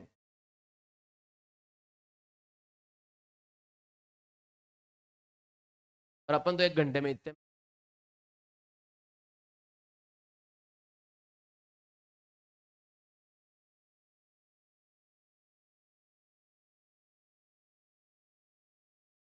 आओ बेटा, बोनस का सेम एज डिविडेंड होता है। आगे बढ़ो बेटा, अनरियलाइज गेन ऑन क्लोजिंग। देखो बच्चों, इसका ट्रीटमेंट कब आता है? इसका ट्रीटमेंट आता है कि सर, अगर होल्डिंग कंपनी ने सब्सिडरी को माल बेचा या सब्सिडरी ने होल्डिंग को माल बेचा, क्या होता है? दिक्कत नहीं हो सकता है। लेकिन दिक्कत तब होती है जब 31 मार्च को बैलेंस शीट बनती है, तो जब होल्डिंग अपना अलग बनाएगा और सब्सिडरी अपना अलग बनाएगा तो वो दिखा सकते हैं अपना क्लोजिंग स्टॉक, कोई दिक्कत वाली बात नहीं। लेकिन अगर मैं कंसोलिडेशन करूंगा तो देखना पड़ेगा कि अगर सब्सिडरी के क्लोजिंग स्टॉक में वो क्लोजिंग स्टॉक इंक्लूडेड है जो होल्डिंग से आया था, तो अगर होल्डिंग ने इसको माल बेचा था तो इसको बोलते हैं डाउन स्ट्रीम। क्या बोलेंगे? Down stream. तो अगर इसके क्लोजिंग स्टॉक में वो स्टॉक इंक्लूडेड है जो होल्डिंग से खरीदा था, और अगर होल्डिंग ने इस पे प्रॉफिट कमाया था, तो कभी भी हम कंसोलिडेशन में अगर ये क्लोजिंग स्टॉक लेंगे तो वो प्रॉफिट का परसेंट ही लेंगे। अगर मैंने प्रॉफिट इस क्लोजिंग स्टॉक में जोड़ के ले लिया तो एस टू का वायोलेशन। एस टू बोलता है क्लोजिंग है। तुम क्लोजिंग स्टॉक को कॉस्ट पे वैल्यू कर सकते हो, और जो प्रॉफिट होल्डिंग का इसमें जुड़ा हुआ है तो वो ग्रुप का प्रॉफिट हो गया। अब तो ग्रुप ने जब वो प्रॉफिट कमाया है, तुमने जुड़ा क्यों है, तो उसको अपन बोलते हैं अनरियलाइज्ड गेन। जो कमाया नहीं है उसको अपन क्या बोलते हैं बच्चों? Unrealised gain. तो मुझे वाइप आउट करके, तो जो भी क्लोजिंग गेन इंक्लूडेड है वो ऑलवेज माइनस होगा, चाहे होल्डिंग का इसमें हो या सब्सिडरी का इसमें हो, माइनस तो दो। तो सर उसको कैलकुलेट कैसे करेंगे, वो हमें देखना था। तो बेटा देखो, कैलकुलेट कैसे करेंगे आप लोग बताएं। जैसे मान लो होल्डिंग कंपनी के पास, होल्डिंग कंपनी के पास भैया 2 लाख का कॉस्ट, उसने सेल कितने में करा? 2 लाख का माल 2.5 लाख में सेल। तो बेटा सब्सिडरी कंपनी के लिए वो कॉस्ट कितनी हो गई? तो होल्डिंग ने कितना प्रॉफिट? अब इस 2.5 लाख में से अगर 1 लाख का माल क्लोजिंग स्टॉक में पड़ा है, तो ग्रुप सब्सिडरी के लिए तो कॉस्ट है, लेकिन ग्रुप के लिए तो इसमें प्रॉफिट जुड़ा हुआ है। कितना प्रॉफिट जुड़ा हुआ है? अगर मैंने 50,000 का प्रॉफिट इस 2.5 लाख पे चार्ज किया है, तो 1 लाख पे तो बेटा मैं कैलकुलेट करूंगा कैसे कि 50,000 का प्रॉफिट 2,50,000 में है, तो बेटा क्या परसेंटेज है? 20,000। तो भैया इस 50,000 इस 1 लाख में कितना होगा? 20,000। आ रहा समझ में? ये 20,000 का अनरियलाइज गेन में क्लोज, और होल्डिंग कंपनी के प्रॉफिट माइनस कर दूंगा। होल्डिंग कंपनी का प्रॉफिट कंसोलिडेटेड बैलेंस शीट के वर्किंग नोट नंबर 4 में कंसोलिडेटेड रिजर्व एंड सरप्लस में आता है, वहां से सर को तेरी आगे लिखवाया है, देखो ही। और हाँ यार सर, आप तो पूरा लिखवा देते हो कि ट्रीटमेंट क्या होगा जब अगर होल्डिंग ने सब्सिडरी को माल बेचा होगा। जब अगर होल्डिंग ने सब्सिडरी को माल बेचा होगा तो इस सिचुएशन को क्या बोल दिया गया होगा? Down stream. उसका ट्रीटमेंट होगा सबसे पहले consolidated reserve and surplus of H के अंदर मैं लेस करूंगा अनरियलाइज्ड प्रॉफिट जो था, और दूसरा बेटा कंसोलिडेटेड क्लोजिंग स्टॉक, दोनों के टोटल में से इस। अब जब अगर डाउन स्ट्रीम जगह अप स्ट्रीम का मतलब सब्सिडरी प्रॉफिट किसने बढ़ा दिया होगा? सब्सिडरी का प्रॉफिट माइनस।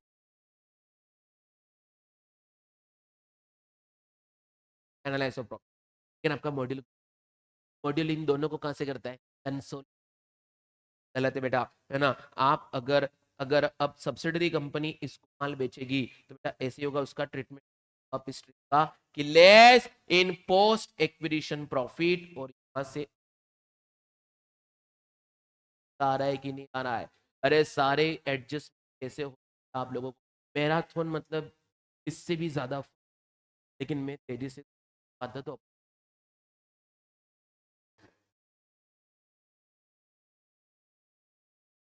पढ़ाने के लिए। अले, और आप लोग वहीं से देख सकते थे यार।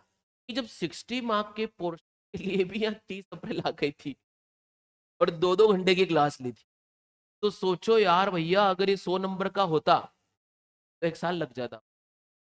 आई मीन, इसको अब माइनस पॉइंट समझो, ये आपके हाथ में, प्लस पॉइंट समझो डीजेसी का, तो भी आपके हाथ में। मैं जब तक अगर श्योर नहीं हूं किसी कॉन्सेप्ट पे, मैं तो उस आगे आपको बढ़ा ही नहीं सकता। एट द एंड क्वांटिटी नहीं जीतता कौन है? हाँ, और क्वालिटी है आज की तारीख में, तभी तो इस एज का बंदा नेशनल नहीं इंटरनेशनल है भाई। आपको बताया था मैंने, मेरे स्टूडेंट अभी नेपाल वगैरह में भी हैं, दुबई में भी हैं, कि मेरे स्टूडेंट सर आपने क्या समझाया, मुझे डाउट चाहिए। अन अकेडमी ऑल ओवर इंडिया और बाहर भी भेज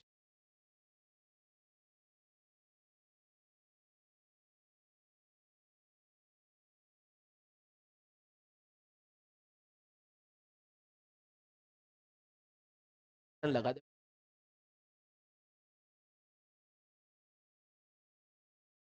कर सकती। अब देखो बेटा, इंटर कंपनी ओइंग तो बोलते हैं अपन कॉमन डे, क्या बोलते हैं? होल्डिंग सब्सिडरी से मांग रहा है, सब्सिडरी इससे मांग रहा है। जैसे एक और क्वेश्चन कराया था मैंने मेरी बुक का, पता है, उसमें डिबेंचर थे, उसके डिबेंचर मैंने इन्वेस्ट किए। इतना नालायक कि डिबेंचर एक्वायर करने से वोटिंग राइट नहीं आता नालायक को, तो हमने उसको क्या कंसिडर किया था? विंटर ओविंग, दोनों से माइनस कर। याद है, ऐसा क्वेश्चन सिर्फ और सिर्फ मेरी बुक में देखने को मिल सकता है। किसकी बुक में देखने को मिल सकता है? हाँ, तो अपन तुम लोग क्या करते हो, अरे तो शेयर के नीचे है डिबेंचर, इसको कॉस्ट ऑफ कंट्रोल ले जाओ। बे नालायक, वो वोटिंग राइट थोड़ी बढ़ाता है तुम्हारा, वो इंटर कंपनी। मेरा असेट उसका लाइबिलिटी कैंसल आउट कर दो। देखो यहाँ पर बोला कि एज कंपनी का डेटर है जो एस से मांग रहा हूं 1 लाख रुपए, एस का क्रेडिटर है 80,000। इन दोनों में से कम कौन है? 80 को बेटा दोनों से माइनस कर, 80 दोनों से, दोनों का कम, दोनों से माइनस।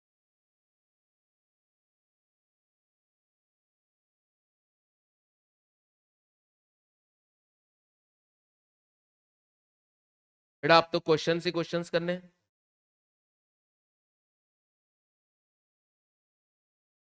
बोलो आपने रिवाइज करा तो कौन सा क्वेश्चन आपको टफ लगा? एक ये मैंने जो बुक आपको दी है, उसमें 17 का ए देख करके जाना बेटा, 17 का ए देख करके जाना। वो पीवाई क्यू सेशन का है, सेशन में आया हुआ है कि क्यूमुलेटिव आप लोगों को निकालनी है कितनी होल्डिंग्स थी। बताया मैंने आपको, समझाया था अच्छे से इसको, इस क्वेश्चन को 3 बार समझाया था। बट इसमें कोई भी सी ओ सी एम आई वगैरह नहीं है, ये 5 नंबर में आ सकता है। आप इसे देख के जाना बेटा, मैंने इसको अच्छे से लिखवाया था, यहाँ पर देखो ना, ये तो एक बार समझा दो पूरा ऐसे ही सोल्यूशन से ही, है ना। ये प्रीवियस ईयर क्वेश्चन में आया हुआ है आपके पास, जब न्यू सिलेबस था तो पहली बार ही आया था एक।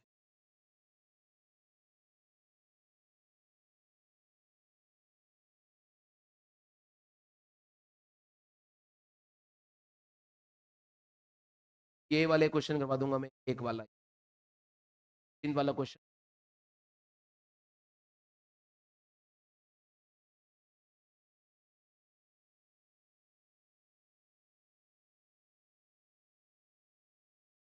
चलो,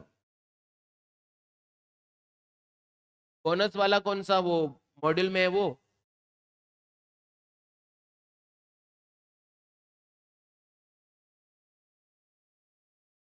चलो पहले ये तो देखो बेटा, देखो यहाँ पर क्या हो रहा है कि क्वेश्चन ने बोला है कि 1 अप्रैल को आपने एक्वायर करा था 25%। तो हमने भैया वैसे 20,000 शेयर एक्वायर करे, लेकिन उस 20 का 25% ने एक्वायर किया, तो 20,000 का कितना होता बेटा? 5,000। उस दिन परसेंटेज ऑफ होल्डिंग कितनी थी? 20%। तो भी प्रॉफिट था 1,25,000 में कितना मिलेगा? 20% तो 25,000। अब 1 अक्टूबर को हमने और एक्वायर कितना कर दिया? 37.5%। भाई क्यूमुलेटिव होल्डिंग कितनी हो गई? 20 तो पहले से था, मतलब 25 तो पहले से था, और 37.5 और कर लिया, तो कितना एक्वायर कर लिया मैंने? 62.5%। तो बेटा अब पूरे 20,000 शेयर का 62.5% बोलूंगा तो मैंने कितने शेयर एक्वायर कर लिए? 12,500। अगर 12,500 मैंने शेयर एक्वायर करे तो वो टोटल शेयर कैपिटल जो 25,000 की है सब्सिडरी की, उसमें से वो कितना परसेंट हो गया? 50% हो गया। तो मेरे प्रॉफिट्स कितने हो गए तब तक? तो बेटा ओपनिंग में 1,25 के थे सब्सिडरी के, 6 महीने का 25,000 और बढ़ गया, तो टोटल प्रॉफिट का 50% तो 75,000 ही हो क्या था मैंने आप लोगों को। जबकि बताया इसका जो सजेस्टेड आंसर आया था ना, उसमें भी ये लेवल का प्रेजेंटेशन नहीं, उन्होंने पूरा स्टेटमेंट में दिया, तो टाइम कंज्यूम हो। डैड ये कर लोगे ना अगर आ गया एग्जाम में? हाँ है।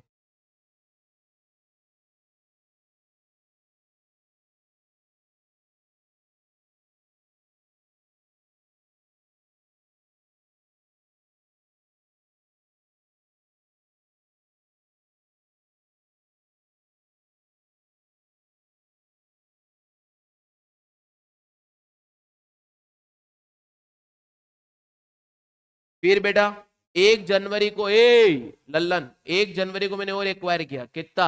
37.5। तो उस दिन कितना हो गया था मेरा? 100%। बोले तो 20,000 पूरे एक्वायर हो गए बेटा। तो 20,000 25 में से कितने हो गए? 80%। तो उस दिन मेरा 9 महीने का प्रॉफिट कितना हो गया होगा? 33,500। उसका 80% 1,30,000 देगा। यही पूरे सारांश। चलो बेटा स्क्रीनशॉट हाईलाइट नहीं जो पे देखेंगे।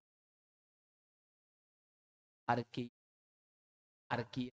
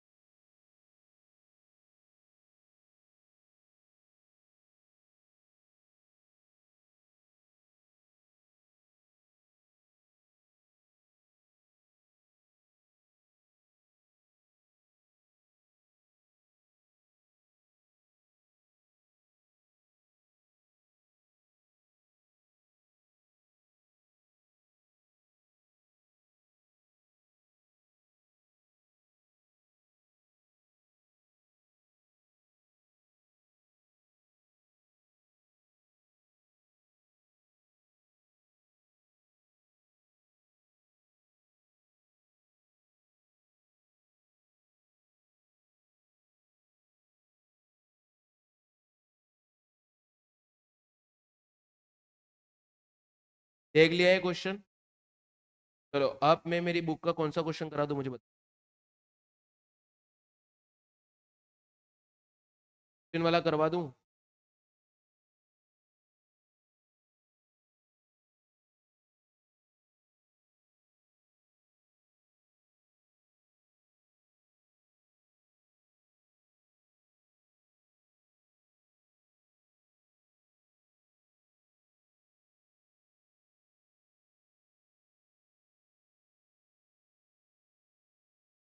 क्या क्या क्या क्या क्या क्या?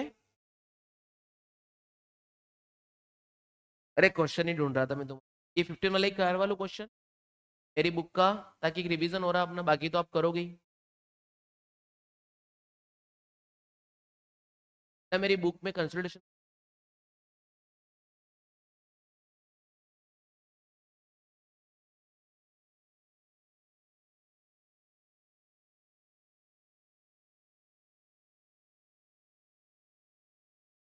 वाला करवा लूं पूरा? दोनों है ना? बाकी बच्चों मैं आपको ये बोल रहा हूं कि आपके मॉड्यूल के जो भी वो केसेस हैं वो भी मैंने यहाँ पर डाल के रखे हैं। लेकिन जो नॉन डीजेसी हैं, जो डीजेसी वालों को तो मैंने सोल्व करवा रखे हैं यहाँ पे सारे। नॉन डीजेसी इस मैराथन को देखेंगे तो इस क्वेश्चन देख लेना बेटा। बाकी पूरे मॉड्यूल के क्वेश्चन है ना, इस पे केस बेस्ड क्लास में है ना, तो उनमें से क्वेश्चन आते हैं, उसमें सारे केस है, प्रिलिमिनरी का भी है, अभी है, अनरिलायबल है, वो सारे केस वहाँ पर है, तो वो देख करके जाना जो नॉन डी। बाकी नॉन डी से भी बेटा अगर चाहे तो टेलीग्राम पे मेरा जो एक ग्रुप है, मेरा चैनल है, अकाउंट्स 11 12 सीए कॉन्सेप्ट्स वाला में मैंने ये जो पूरा बुक है लिखा हुआ अपलोड कर दिया है, कल मार्केट में आउट कर, ठीक है। अब तो बनाओ हमारा, डन, चले। हाँ, आओ sir, question number 50। On 1 April 2007 board limited acquired 20 lakh fully paid up equity share of 10 each in Ways Limited for rupees 3.75 crores।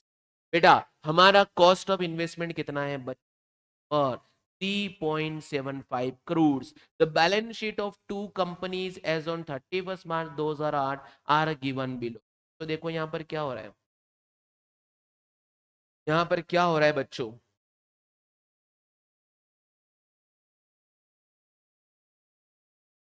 देख लेंगे बेटा वो भी। हाँ बेटा ठीक है ना यार, इतने सारे क्वेश्चन में ठीक है ना, कोई दिक्कत हो, लेकिन ठीक है, मुझे अगर इंपॉर्टेंट लगता तो मैं पहले ही करवा देता, टाइम वेस्ट। टाइम आपका सबसे क्रूशियल है बेटा, टाइम, बाकी तो कुछ। चले देखो यहाँ पर इक्विटी शेयर कैपिटल 500 लाख का है, ये 250 लाख बोले तो बेटा कितना, 2.5 करोड़। तो लाख मतलब 2.5 करोड़ ना। हाँ चले, सिक्योरिटी प्रीमियम कितना है बेटा 50, जर्नलिज्म कितना है बेटा 60 और एक चल, पीएनएल कितना है 230 और 75, क्रेडिटर्स इतने, प्रपोज डिविडेंड यहाँ पे कुछ यहाँ पर है। चलो आगे बढ़ो, लैंड एंड बिल्डिंग 90 और 80, प्लांट एंड मशीनरी फिक्सर ये आया मेरे पास शेयर, स्टॉक डेटर ये आगे बेटा प्रीलिमिनरी एक्सपेंस, क्या करेंगे इसको अपन प्रीलिमिनरी में से माइनस कर, ठीक है। ये क्वेश्चन अच्छा है, ये क्वेश्चन डाला तो क्योंकि इसमें आपका डिविडेंड भी है, और डिविडेंड है क्या, हाँ, और तुम्हारा वो अनरियलाइज स्टॉक भी है, प्रीलिमिनरी का भी है, बेटा ये अच्छा क्वेश्चन है, ये कर लो, बाकी आप पढ़ लो, इससे ज्यादा नहीं आएगा एग्जाम। चलो, the balances of general reserve and P&L account on the date of acquisition of share by board limited were 2 lakh and 15 lakh respective opening in July 2007। Base limited distributed 10% dividend for year 2006-7। Clear बोला कि हमने जो dividend declare करा ना, तो 250 लाख का 10% कितना होगा बेटा 25 लाख का, 25 लाख का जो डिविडेंड दिया है वो पिछले साल का। अब उस 25 लाख में हमारी होल्डिंग कितनी थी बेटा, हमने कितने शेयर एक्वायर करें बेटा 20 लाख शेयर एक्वायर करें, तो 25 लाख में से 20 लाख कितना होता है 80%। तो इस 25 लाख के डिविडेंड में 80% डिविडेंड तो किसका है, होल्डिंग को मिला, वो होल्डिंग ने क्या करा, क्रेडिटेड टू पे एंड एल अकाउंट। ये सही किया कि गलत किया, गलत किया, ठीक है। On 31st March, Ways Limited owed 30 lakh to Boat Limited for goods purchase, which sold goods at a cost plus 25%, लेकिन उसमें से 15 लाख का माल पड़ा हुआ है sting line in the unsold goods. तो बेटा देखो 30 लाख रुपए का माल है, और सामने से मुझे मिलता है 25% ऑन कॉस्ट, सेल्स का 20%, तो 30 लाख का 20% कितना होगा 6 लाख, तो 6 लाख का प्रॉफिट था, तो उसमें से हाफ पड़ा हुआ है, तो कितने का प्रॉफिट अनरियलाइज है 3 लाख, है ना, उसका adjustment. No part of preliminary expenses has been written off during, you are required to prepare the consolidated balance sheet of broad limited and subsidiaries limited. Answer देख पाओ बेटा यहाँ, सबसे पहले हम क्या करेंगे बेटा परसेंटेज ऑफ होल्डिंग निकाल, क्या निकालेंगे भाई परसेंटेज ऑफ होल्डिंग। देख भाई 20,000 शेयर 25 आएगा बेटा 80 है, अगर 80% होल्डिंग है तो आएगा बेटा,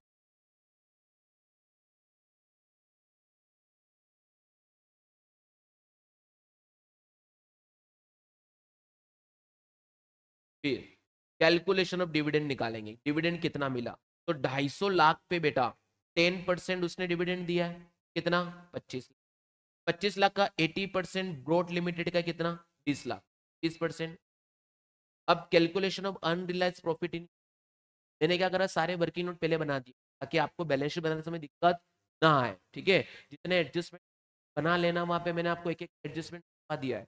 चलो बेटा, तो कैलकुलेशन ऑफ अनरियलाइज्ड प्रॉफिट कैसा आएगा, मैंने तो पहले आपको निकाल दिया था बेटा, लगाएगा है ना, मैंने तो ओरली निकाल दिया था, लेकिन अब फिर भी देख लो सर। देखो, हमने 30 लाख का माल 125 इंटू 100 किया, ताकि उसकी क्यों बेटा वो कॉस्ट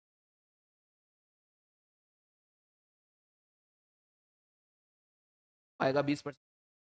आया यहाँ पर बेटा 6 लाख प्रॉफिट कर 30, तो आप कर ही लोगे क्या, कर ही लोगे ना।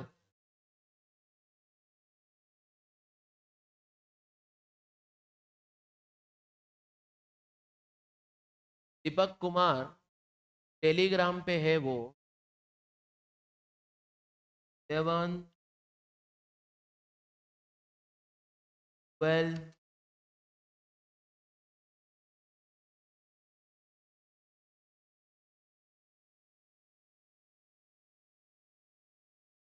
अकाउंटिंग सीएसीएस,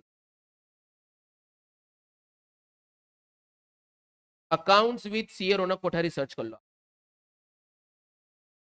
अकाउंट्स विद सीए रौनक कोठारी।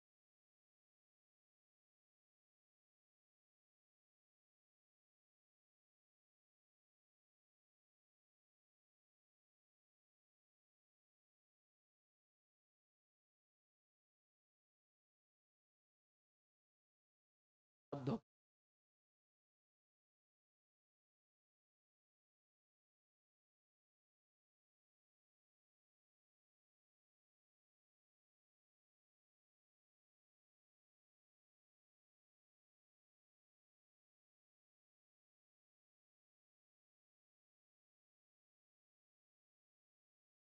चलो अब कॉमन डेट कितना बेटा, 30 लाख रुपए का है, वो यहां से भी माइनस कर देंगे और डेट से माइनस। सर ये कहाँ लिखा है, क्या है, हम लाख रुपए है ना, वो उससे माल आया था, तो 3 लाख रुपए का क्रेडिटर भी तो है, मतलब क्रेडिटर डेटर।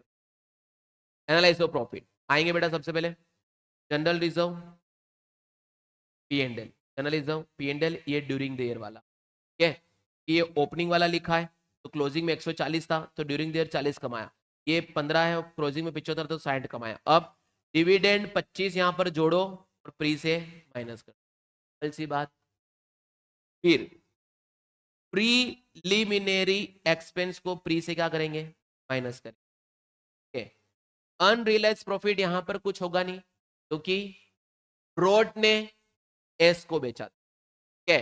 तो ये बेटा डाउन स्ट्रीम था, डाउन स्ट्रीम में कौन अफेक्ट होता है, कंसोलिडेटेड रिजर्व एंड सर्व, ठीक है। तो यहाँ पर तो क्वेश्चन सोल्व हो गया। आप तो 80% 20%, 80-20 ये दोनों सीओसी में जाएंगे, बाकी सब तुम्हारा पोस्ट जाएगा। चलो आ जाओ बेटा, कॉस्ट ऑफ कंट्रोल जैसे मेरा आया कि 375 लाख का मेरा कॉस्ट ऑफ, लेकिन जो डिविडेंड मुझे मिला है, जो मैंने पी एंड एल में डाल दिया है, पहले उसे माइनस करना चाहिए। हाँ, तो माइनस करेंगे कितना, 25 लाख का डिविडेंड में से 80% हमारा है, तो सर ये 80% से माइनस हो जाएगा, तो ट्रू कॉस्ट ऑफ इन्वेस्टमेंट 5 आएगी, और बेटा उसमें से 80% कैपिटल प्री एक्विजिशन, और प्री एक्विजिशन का लॉस यहाँ पर प्लस होगा बेटा, ये भी ध्यान रखना नालायक हो। प्री एक्विजिशन प्रॉफिट माइनस होता है, तो लॉस प्लस होगा, ओके। जिससे मेरे पास गुडविल कितनी आएगी, क्वेश्चन, ठीक है। अब क्या बचेगा, एम आई, एम आई में वही बात है बेटा, अगर प्रॉफिट्स हैं तो प्लस होंगे, लॉस है तो माइनस होगा, यहाँ पर मतलब जैसा करते थे वैसा। फिर बेटा रिजर्व एंड सरप्लस में general reserve P and L, dividend को माइनस करूंगा, एस लिमिटेड का जोड़ दूंगा, अनरियलाइज गेन कहाँ से, कंसोलिडेटेड में, ठीक है। तो आ गया मेरे पास ये स्टॉक, डन है कि नहीं। बस जो एडजस्टमेंट मैंने आपको पढ़ा है, बस उन्हीं को करना है। बोलो बच्चा पार्टी, कर लोगे कि नहीं कर लोगे इतना आप लोग, हाँ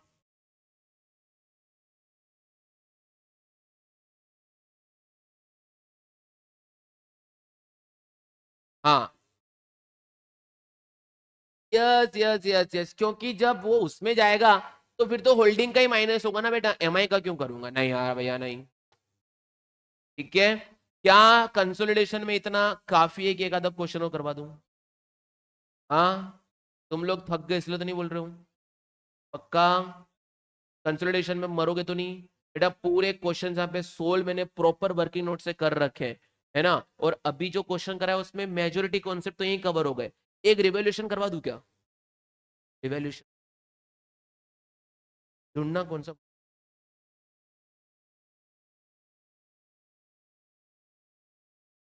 यही मॉड्यूल वाला आ जाओ, मॉड्यूल का केस नंबर 3। ठीक है, मॉड्यूल का केस नंबर 3 वाला क्वेश्चन है, देखो बेटा यहाँ पर। रिवोल्यूशन वाला भी देख ही लो तो बचा क्या, कुछ भी तो नहीं, सब तो कर लिया। देखो बेटा, मॉड्यूल का केस आया, यहाँ पर बोला है कि कैलकुलेशन हमको सबसे पहले रिवोल्यूशन गेन करना पड़ेगा। तो पीछे वाले मॉड्यूल के केस बेस्ड उसका एक क्वेश्चन ही है बच्चों। मैंने आपको अभी बोला, इट्स एन हम्बल रिक्वेस्ट कि आप लोग इसे कर लेना। देखो बेटा क्या बोल रहा है वहां पर क्वेश्चन, कि 1 अप्रैल को 1,50,000 का बुक में, तो मुझे याद भी था क्लोजिंग में 1,35,000, अभी बोल रहा था ना मैं 1,42,500। हाँ भैया 37,500 बोला था ना मैंने, अरे देखो, तो 1,50 का ओपनिंग में था, लेकिन डेट ऑफ एक्विजिशन कब है बेटा? 1 अक्टूबर को। उस दिन होल्डिंग ने रीवैल्यू करा है कितने में? 1,00,000। तो मैं 1,80,000 का जो प्रॉफिट देखूंगा वो 1,50 से देखूंगा, कि डेट ऑफ एक्विजिशन पे कितना है वो देखूंगा, डेट ऑफ। तो बेटा इस 1,50,000 की वैल्यू चलते चलते चलते इस 6 महीने बाद कितनी हो गई थी? 1,42,500।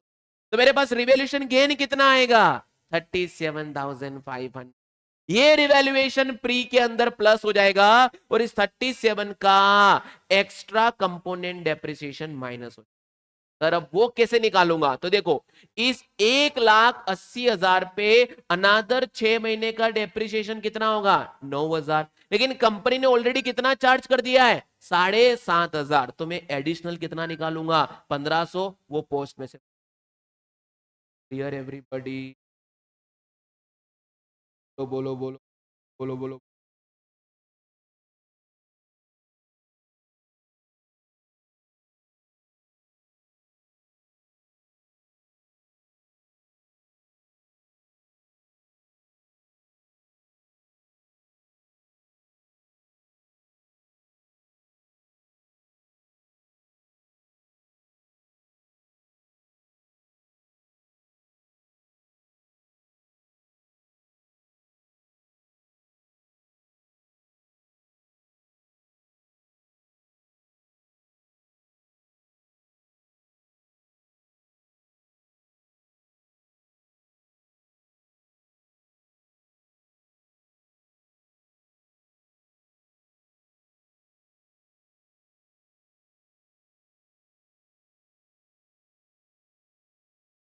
बोलो और कौन सा क्वेश्चन करवा दे आप?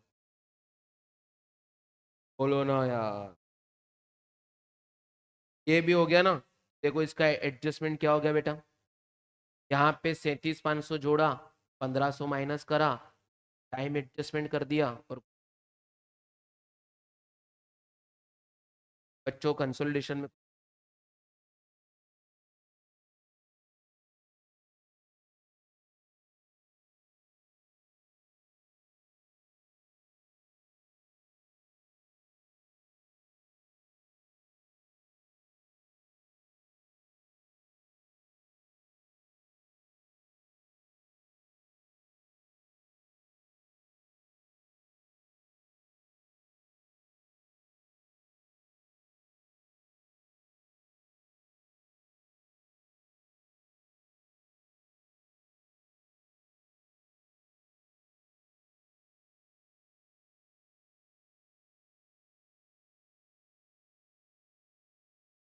चलो